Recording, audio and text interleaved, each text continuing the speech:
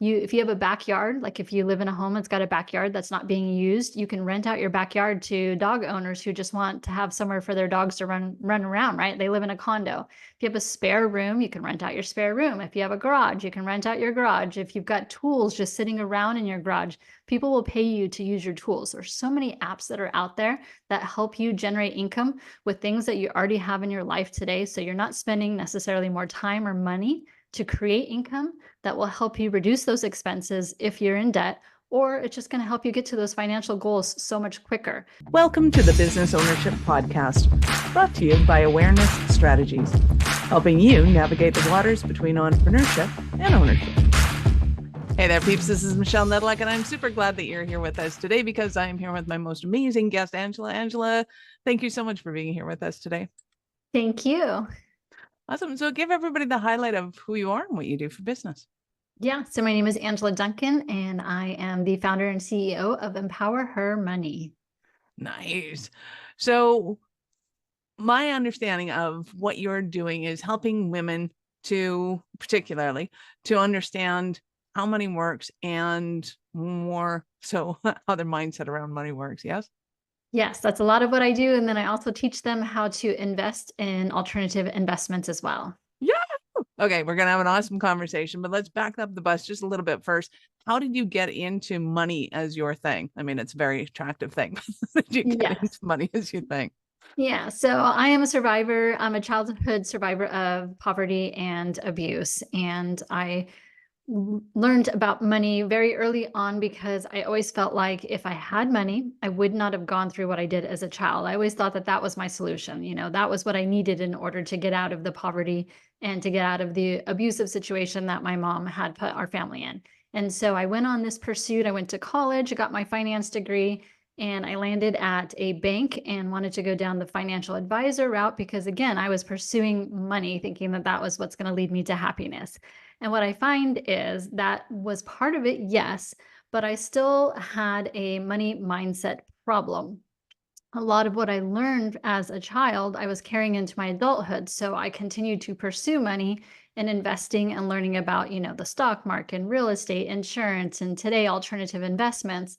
But it wasn't until last year when I wrote my book that I really had an aha moment, which was I was chasing money, but I wasn't dealing with the way that I thought about money in my own mindset and everything I was carrying from my childhood into my adulthood because it's a subconscious thought. You don't really think about it, and it's there whether or not you believe it. And I really had to spend a deep dive into figuring out what that block was, why I was still chasing money, and then being able to teach that to other women that come from abusive situations. Nice. Well, one, congratulations for getting through it. That's fantastic. We are all very glad you did.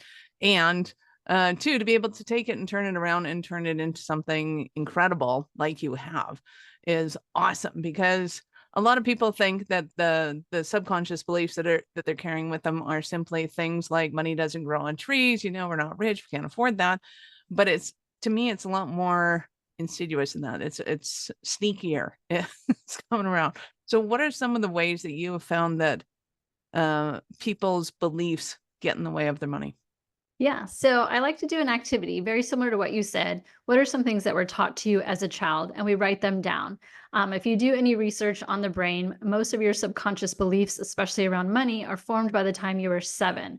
So if you imagine a 7-year-old kid trying to run your business or your life today, you would never allow that. So starting with the childhood, what was it that you were taught and that you're most likely still carrying around today and helping you to replace that? So while I might say that I have learned better money mindset, it's going to be something I'm going to work on forever. And I think that's just the intention and understanding that you are going to have to work on it forever. If it is an issue with you, if you do have a money block or an abundance acceptance block, it's something that you are going to constantly work on for the rest of your life, because you really truly have to believe that you deserve to have money and that you deserve to have abundance. Otherwise, you're never going to keep it. You're never going to find it. And you'll always be chasing that money like I was doing. Nice. Well, and I have seen in my past where people have a certain belief and it pops up at a certain age. So it could be, that dad went bankrupt at 53. So then they go bankrupt at 53. And you can't see that kind of stuff coming. It's like, why, how? And I guess in knowing that certain things will creep up on you, that it's not just I've washed, the sheets are all clean, this is good, we're good to move forward, that it's not really like that. It is a perpetual thing that you have to work on. Are there kind of aspects of it that you can see coming in your experience, or things that you can work on while you're, and you don't have to walk on eggshells, but how do you see that? Yeah, I wish we all had a crystal ball, right? Then we could figure out Right. what's coming in the future. Now, the Right. best way to do it is just to plan for that so-called rainy day, or plan for that event that's going to happen, and really understanding your own beliefs and the way that you handle money, the way that you want to invest, the way that you earn income, how do your expenses look at, and just always paying attention to it. The more you pay attention to it, the less your money's just going to disappear. And so, especially as entrepreneurs, when you run your own business, that income stream is not consistent. So, having a baseline of what are my true expenses? What do I really need in my life? And understanding that and planning for the future, retirement is key. Retirement planning is definitely the first thing I talk about outside of debt. Is making sure that you're planning for retirement. Because I don't know about you, but I have a 20-year-old daughter. And as parents, we tend to put our kids first. But guess what? They can get a loan for that college, but you cannot get a loan for retirement. And as much as you might think so, Social Security may or may not be there. But my mom's on Social Security and I help her because there's no way she could survive on that paycheck. So making sure that retirement planning is there. But I think when you put a plan in place, like especially for women, we just tend to feel a little bit more secure. Even if we're not aggressive, you can be conservative in your investments. Having that plan in place will help you for when that day does come, that something does happen. So just being prepared for that, I think, is really key. Loving all of this. So is there kind of a um, pillars of finance that you go through and work with people on? Yeah, a lot of people usually come to me and they're thinking, I don't know where to start. It's complicated. No one's ever taught me about money. And that was kind of the basis for my book that I wrote last year, which is Empower Your Money, because I just wanted some simple action items. I don't want to overcomplicate it. If you overcomplicate it, they're not going to listen. They're going to get overwhelmed. And then they're just going to keep doing what they're doing, which is not working for them. So, first thing we always look at is your expenses, especially someone who might be in debt and is afraid to open their credit card statements, making that minimum payment. They're often surprised that there are things that they're still paying for that they're not using. I recently did a challenge, a 7-day challenge to cancel one subscription per day for the next 7 days, because why do you watch so much TV? YouTube is free. And yeah, it's got ads. It's kind of annoying, but you don't need Netflix and Hulu and ESPN, HBO, Disney, whatever else.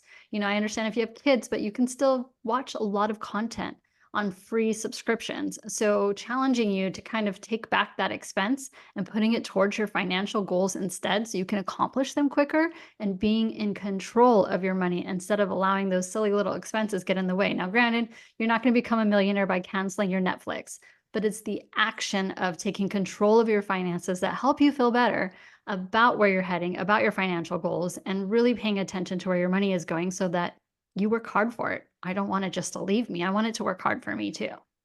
Right.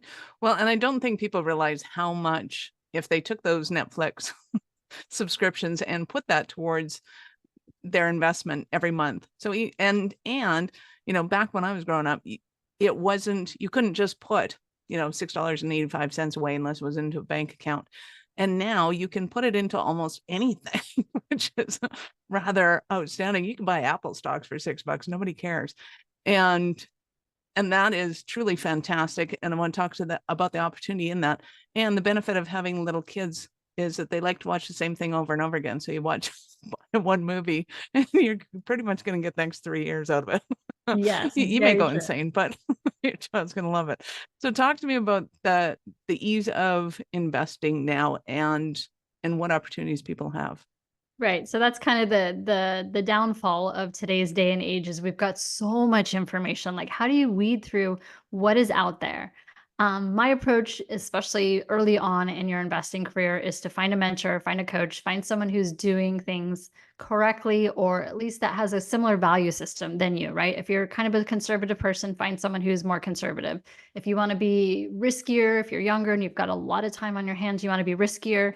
I help people with the alternative investment world, which I read a book recently from Tony Robbins. Actually, it came out in February, and it was called The Holy Grail of Investing. And he totally tackles this point. Like there's this whole other universe of investments that most of us average people don't have access to, or we just don't know about it, right? So how can you invest in what you don't know? You don't know what you don't know. So finding people in your world that are doing things differently, asking them questions. But I also come from a place of servitude. So if I'm going to ask for someone to be a mentor and I don't have money to pay for it, then I figure out what can I help you with? Everybody needs something somewhere. So if they have a business, maybe I become a great referral source for them and I help them grow their business by referrals because they're exchanging their time with me to teach me. As women, I really feel like we want to help people, right? We're good-natured, we're heart-centered, and if someone asks us to help, we will say yes to them 9 times out of 10. But we don't like to ask for help, which is so crazy because we know we want to help each other, but then you don't want to ask for help, but you know that it's available, right? And so finding that mentor, that coach, someone that's going to teach you the investing aspect, whatever avenue you choose. I personally like real estate a lot more than I like the stock market, but I do play in the stock market a little bit. But that mentor and that coach early on, and that person, you might outgrow them. You might want to find a different coach and mentor, and that's okay. Knowing that you guys are exchanging a value and then moving on to the next person, just continue that investment in your own education.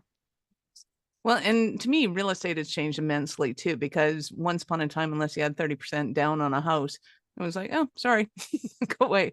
And so now when we're talking about real estate, talk to me about the spectrum of potential investments in real estate. And I mean, obviously not all of them hit on some of the hot topics that you like and why you like them. Yeah. So, I mean, you can invest in real estate. I don't know if Amazon still has the program, but they were just dabbing in the fractional shares, meaning you could have a single family house that's owned by 100 people, right? They want to be able to create an investment that's available to the masses, which is okay.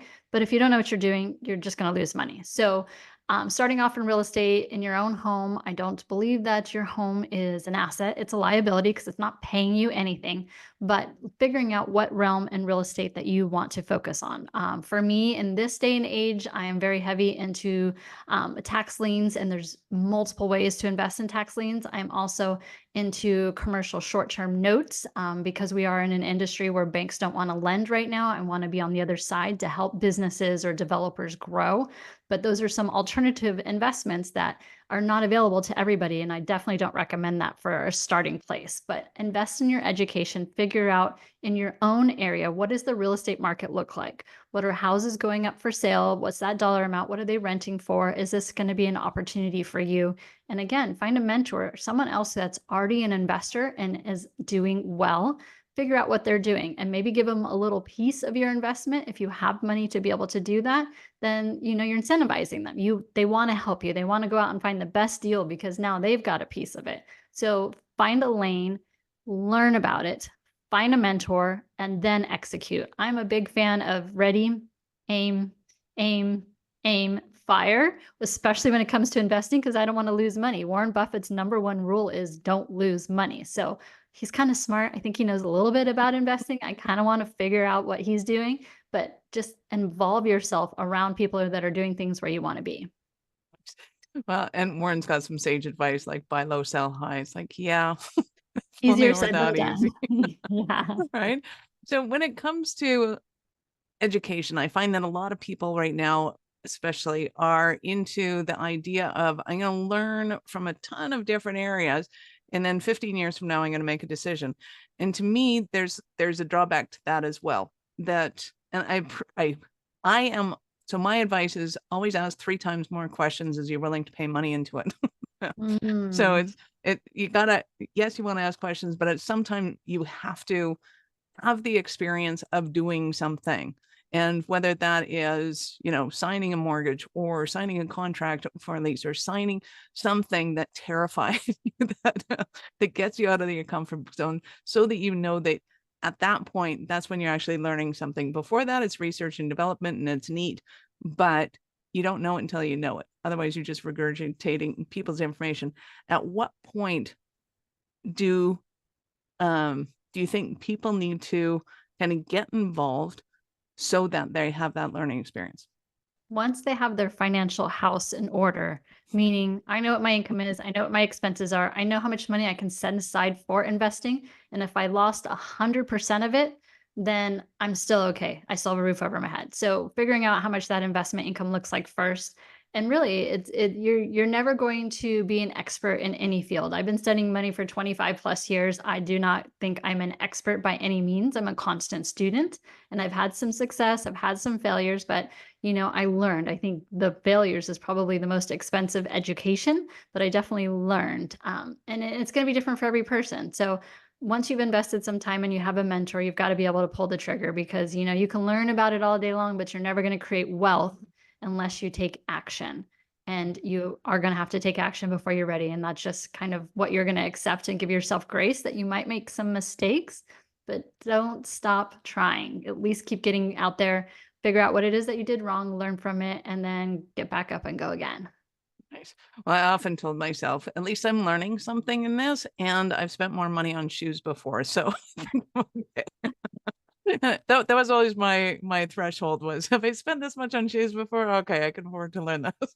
Yes, shoes is definitely a line item in my budget. I do set a Don't budget need. for it, but I love shoes, so it'll always be. And that's the thing, I give myself grace. I'm okay to spend money on shoes because it is in my budget and I'm not going into debt to buy the shoes. And then, I'm still controlling where my money is going. Well, and I think that too is important that people don't realize when they think budgets, they think, oh my God, and this I'm gonna have to be restrained. I'm not gonna be able to have any more cappuccinos. I'm not gonna be, and it's like, well, it's not really like that. It's understanding the difference to me between consumer debt and an investment debt. So those are kind of my terms. But what are some of the oxymorons like that you've noticed in the industry that people really have to wrap their head around? Yeah, I think people think that they can't create more income because they work so much as it is. But there are some simple things that you can do. I'll give you some app examples. Rover is an app. I use it because I have dogs. But if have some spare time and you want to go walk dogs because you can get outside and just, take a walk with somebody's dogs, you get paid for it. There's an app now, and I forget the name of it, but if you have a backyard, like if you live in a home that's got a backyard that's not being used, you can rent out your backyard to dog owners who just want to have somewhere for their dogs to run around, right? They live in a condo. If you have a spare room, you can rent out your spare room. If you have a garage, you can rent out your garage. If you've got tools just sitting around in your garage, people will pay you to use your tools. There's so many apps that are out there that help you generate income with things that you already have in your life today. So you're not spending necessarily more time or money to create income that will help you reduce those expenses if you're in debt, or it's just going to help you get to those financial goals so much quicker. But until you take the time to learn and execute, then you're not going to create that extra income. But there's no excuse anymore for us saying like, I don't have time or I can't create more income. So tell me about one of the most exciting investments to you and why you think it's exciting. Yeah. So I love to teach that if you look at your overall like pool of money, right? You say, I've set aside this dollar amount and I'm going to invest. Well, slow and steady is not exciting, but it's necessary in order to create real wealth, right? But I do like to say, set aside maybe 5%. And whatever it is that your hobby is, learn about investing in that hobby. If you're a wine drinker, you can learn about how to create, your own wine collection. Myself, I like whiskey, and my most exciting investment right now is I've got 6 barrels sitting in a warehouse in Ireland, which if you get with your tax planner, I'm not a CPA, but when I go to visit that whiskey and take a trip to Ireland, which I've never been to before, it will be a business expense because I'm going to go visit my investment, right? So for me, that's something exciting, but I challenge you, figure out what your hobbies are and how do you make money around your hobbies, and give a little percentage of your investment portfolio to that hobby so that you enjoy life too. I don't want it to be super boring. Yes, you got to, plan for retirement in 30, 40 years, however long it is for you. Not fun, not exciting. Take a small piece of it and have some fun with it. I love it. So in a moment, I'm going to ask you about a Cinderella story of one of your clients. But before we do that, we're going to take a break. Are you running a business over 7 figures but still struggling with technology headaches? Pay attention, you do not want to miss this offer. This podcast episode is brought to you by Awareness Strategies, who is offering a custom-built digital adoption roadmap for anyone running a business over 7 figures who's wanting to grow their business in the next 5 years. And it's not just a roadmap, they offer full implementation as well if that scares the out of you. Check out awarenessstrategies.com/roadmap for more details today. The link's in the show's notes. Don't regret not doing this. Do it now. That's awarenessstrategies.com/roadmap. So I am super excited to hear about a Cinderella story of one of your clients. Yes. So I had this young lady that I had met through church, and I've taught Dave Ramsey Financial Peace University in the past. I love the program for a lot of people. It's simple. It's got action item steps that you can take one by one. And so this young lady had come to me and she was just crying because she's like, I'm in debt. I live by myself. I don't want to ask my parents for money. I just got out of school. I got a great job, but I don't know where to start. And so we sat down, and thankfully this was during the COVID time period. And so the forbearance on her loans, what that means is she wasn't having to make the payments on her student loans at that time. So we had a little bit of time to really figure out what was going on in a situation and how to tackle that. And so we listed out her expenses. She was living way beyond her means because her apartment was too expensive for her, but she didn't understand that when she signed the lease. So we had 4 months left on that lease. And so I wanted to get her in a great place in the next 4 months. We looked at all the ways that she can create some extra income. She was doing some overtime hours, but she knew that that debt, that loan was going to be coming due next year at some point.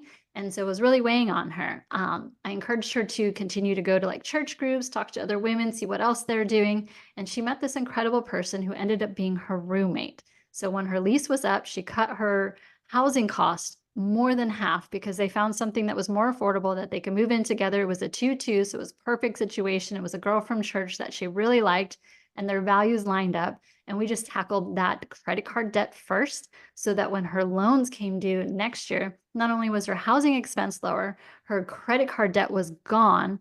Now she was planning for the student loan debt, which she knew was coming, but she was being able to like tuck away money because she was in several weddings. She wanted to go back home and visit her parents. And then she finally got to tell her parents, like, look, I was in a bad situation. I know I should have come to you, but I was scared to, and I was afraid that you'd be disappointed in me. I did get a mentor through a program, and this is what I accomplished. And so I feel like she was just so proud to tell her parents about, I was failing. I got help, and here's where I'm at today. And they ended up giving her a big check to help her buy a car, which was phenomenal because they could see she was responsible for her money and she was showing them, and she was just so proud. Oh, that is awesome. I love that. And it is, to me, so important that that conversation can start somewhere with somebody. And if it starts with somebody like you where it's safe, that is fantastic. I've also noticed that there's a mindset that happens with people that they think that what they know about money is what is true, which is mind-boggling. Because I've talked to a lot of economists that go, I don't really understand money. It's like, you've studied it for 20 years. You should know. And it's like, if they don't know, nobody knows. So there is no dumb questions in money, as far as I'm concerned. Every question is a good question. If you don't ask it, somebody else is thinking it and they're afraid to ask. So be brave enough to ask. And in that light, does it make more sense to you to go, hey, I need to talk to you about this. Hey, I need to go talk to my CPA about that. Hey, I need to go and talk to my lawyer about that. Then I got to go talk to my investor. Or is there a better way to tackle this that can bring about better, faster results? Yeah. Well, if you're talking about your money and you have all these different people you're asking advice from, shouldn't they all know what each other's advice is that they're giving? They need to see the full picture of what you're doing. So what I recommend is in November before the holidays, before the end of the year, because the holidays get crazy, and then come tax time, it's crazy. So set up a meeting via Zoom in the early part of November, if you can, maybe the late part of October, with your CPA, with your financial advisor, perhaps your banker, anybody else that you're getting advice that's looking at your whole situation. Get them on a Zoom together so that you can brainstorm together, because not only are they building relationships and perhaps they might be a good referral source or helping their business grow, but now they're getting a good picture of where you're at, where you want to go, what are your goals, what money do you have, where is your money, and what does your tax situation look like?